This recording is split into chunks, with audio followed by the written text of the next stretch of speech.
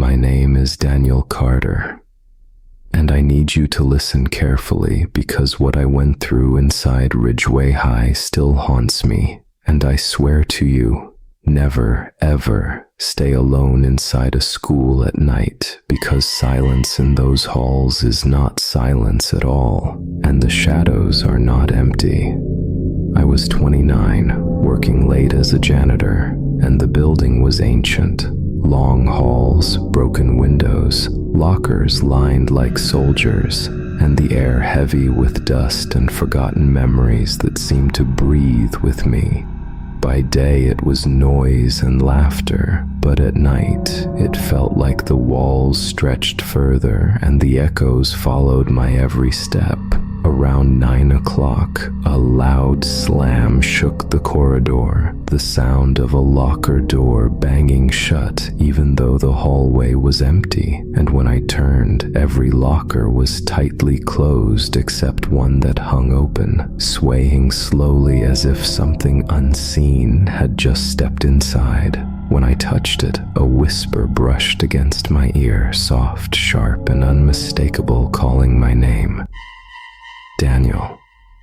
I ran upstairs, and every classroom door was locked tight except for room 213, standing wide open in the middle of darkness. And inside I saw shadows moving across the walls even though there was no light. One of those shadows bent its head backward at an impossible angle, and in a broken voice it hissed just one word: leave. Terrified, I locked myself inside the office and found an old yearbook from 1967, its pages torn and ruined, every single student's face scratched out except one girl whose smile seemed too wide, whose eyes seemed alive on the page. Her name was printed below, Mary Whitfield. Then the phone rang, and when I picked it up, I heard only static before her voice whispered through the line, "Why are you in my school, Daniel?" And then a click ended the call. I bolted for the front doors, but they would not open, my keys useless in the locks, and suddenly every light went out, leaving me in total darkness except for the dim red exit signs. That's when I heard it. The sound of footsteps, slow and dragging, scraping across the floor, coming closer and closer with the patience of something that already knew I was trapped.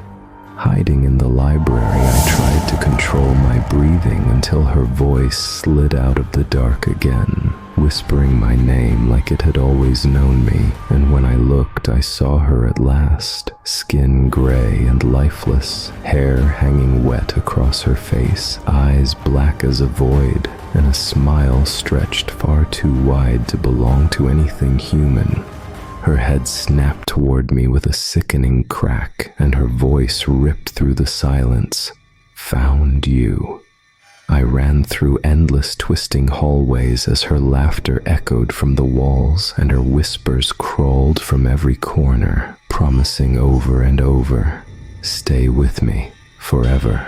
Doors slammed as I passed, staircases looped into themselves, and every shadow seemed to lead me back to her.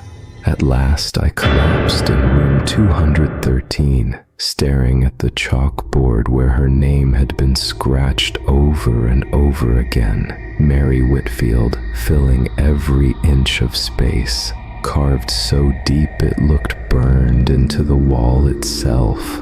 When I opened my eyes again, sunlight poured through the windows. The school looked normal, and the doors opened as if nothing had happened. But no one believed me, not the principal, not the police, not anyone.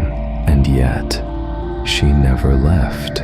I still hear her voice in my apartment, in my car, in my sleep, whispering softly, endlessly, wrapping around me like chains. Daniel, stay with me, forever. So if you ever find yourself in a school after dark and you hear a locker slam shut behind you, or a voice whisper your name when no one is there, do not hesitate. Do not look back. Just run.